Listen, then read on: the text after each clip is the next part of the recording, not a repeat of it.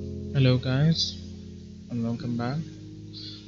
For this one, this is not a regular video with a regular topic that might help you in your daily lives, but this would be just a random guy sharing his experiences that he had had in the last couple of days.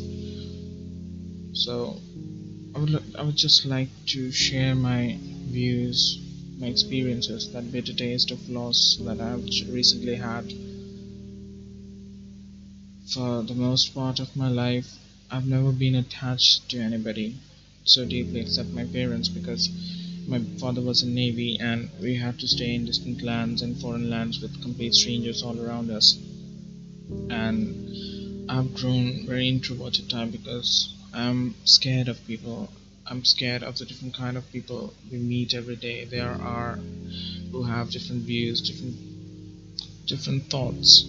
So I'm really scared about how they might react if I try to get close to them or try to socialize. I don't know how to socialize, so you can guess it. So I have stayed really very attached with my mom and dad, especially with my mom for how she had taken care of me and the households in that foreign land all by herself.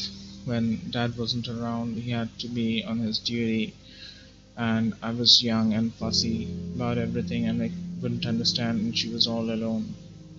So my experience of love and affection had only been with my parents, and maybe next it should have been my grandparents, whom I actually got to see only about once or twice a year. So it wasn't really that much for me, especially because my paternal grandparents weren't so affectionate with me. Actually, I have seen my grandfather, my paternal grandfather, only about thrice in my whole lifetime, or perhaps till he was alive. I haven't seen him more than that, and he never got in touch with me, or the way they should have, or he should have. That is the same for my grandmother because my dad's family was really huge. It is actually huge, and my grandparents had way many grandchildren, and they were kind of bored because my dad was the youngest and I was the last grandchild in the whole family, so I was just deprived of that privilege. Everybody got their share of love, but I just didn't. And I didn't have too much of time with them because I was just about 7 or 8 when I lost both of them. And that didn't really hurt me too much because, as you know, they went so attached to me and I rarely got to see them. But the actual love I got from my grandparents was my maternal side grandparents. My maternal grandparents were too loving. Even my mom's family was huge, and my mom was the youngest. But she had a name. Her official name actually is something you say, the most loved one in Bengali. So you can understand the attachment my grandparents, my maternal grandparents, had with my mom. She was the youngest and they loved her almost the most. She was the only one to get educated because she wanted to, and that's the kind of privileges she got, whereas my other aunts didn't. She was the most loved one, and as her child, as her only child, even I got the most amount of love, even though being the youngest in the family. My maternal grandparents weren't bored about me. They didn't leave even a bit where I wasn't loved or I wasn't taken care of. I loved them so much. I miss them today. But I lost them due to some unfortunate reasons. A few years back, they were with me longer, and I just want to say that for the fear of losing someone as close as my grandparents, because they were the next closest to me in my life, and in that fear of losing them, I just couldn't ever imagine that they were old and they would someday part away from me. And when they did, I just didn't go. I I didn't go to see their faces for the last time. I didn't go to the funeral because there was an image in my heart, in my soul, that showed them lively, playing with me, loving me, telling me stories, taking me out in the market and buying me everything. Everything I wanted, even though they weren't at all rich, but my grandma would always buy me things. My granddad was old, really old, but he would go to the market only for me to get all the kind of delicacies I would want to eat. That was a kind of attachment, and I didn't want to ruin that. I didn't want to ruin that lively image that I had in my heart for them. So I didn't attend their funeral.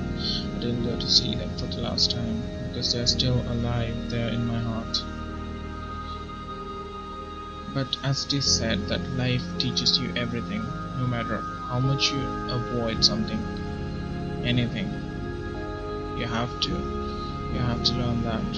And for that experience of loss that I just thought I escaped, I actually didn't.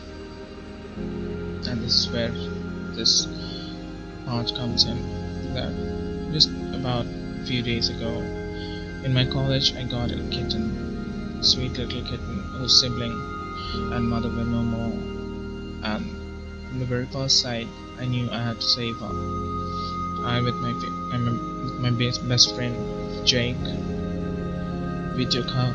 I had my final practicals for my graduation show, so I could come back home. So I just told him to take the kitten home and make sure that she lives. And he brought him. He nurtured her for 7 days, and she was lively. She lived through without her mother, without her siblings, all alone. But we tried to be the best of the foster parents she could ever get. And she lived, although she wasn't showing huge signs of growth, a lot of development. She was just there living. So for when Jake was about to have his exams, I took her in, and you just won't believe, she became so lively at my house. After 7 days she lived, she came to my house, and I started taking care of her. She became part of my life. She became part of me. And she was the sweetest thing I've ever had in my life. So I named her Chocolate, because chocolate was the next sweetest thing I've ever had in my life. So now she was the sweetest thing. She was lively. She was developing so rapidly that those 7 days were nothing. That those 4 days where she was growing stronger. She learned to walk. She opened her eyes. She looked at me with those beautiful eyes, with those beautiful green blue eyes. But well, fate has its own will, and perhaps we can't change it.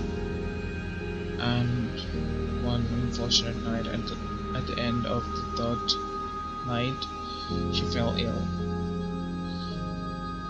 She had been passing stool, and she was ill. She won't move. I cleaned her, I warmed her. She just won't.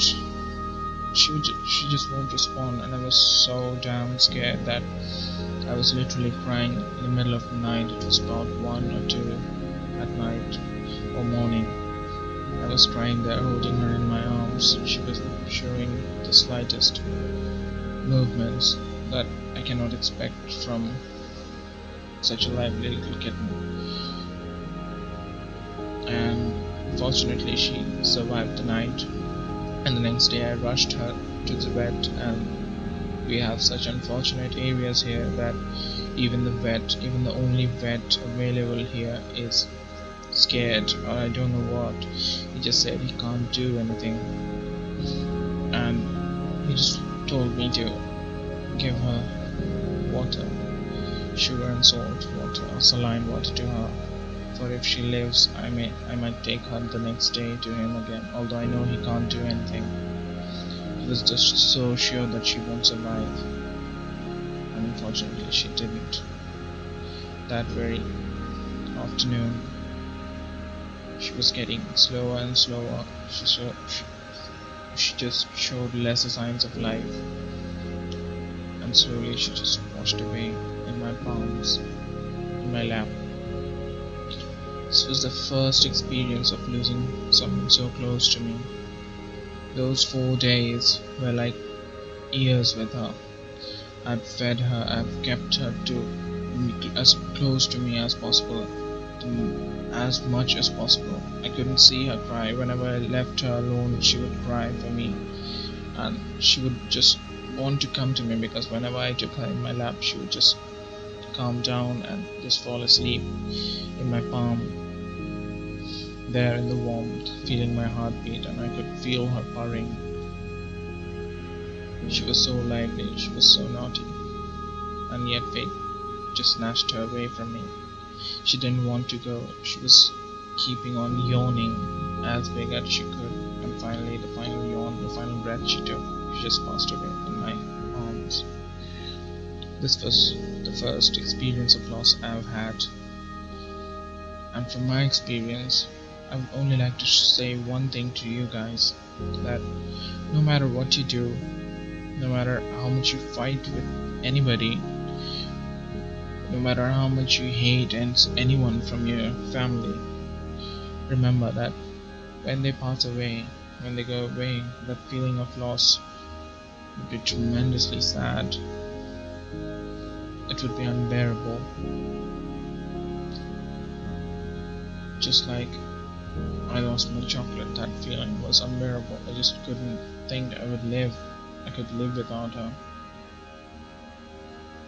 It was an impossible time for me that day, that unfortunate day. She was just 18 days old.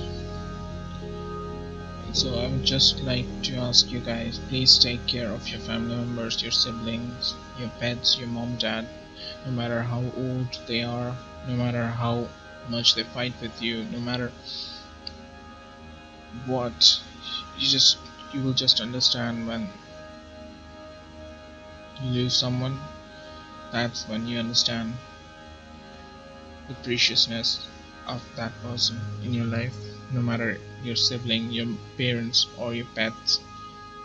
So, whoever you're attached to, I'll just ask you to care for them, to take the best possible care, because if you lose them, you'll find yourself guilty that somehow it might have been you yourself that you lost them.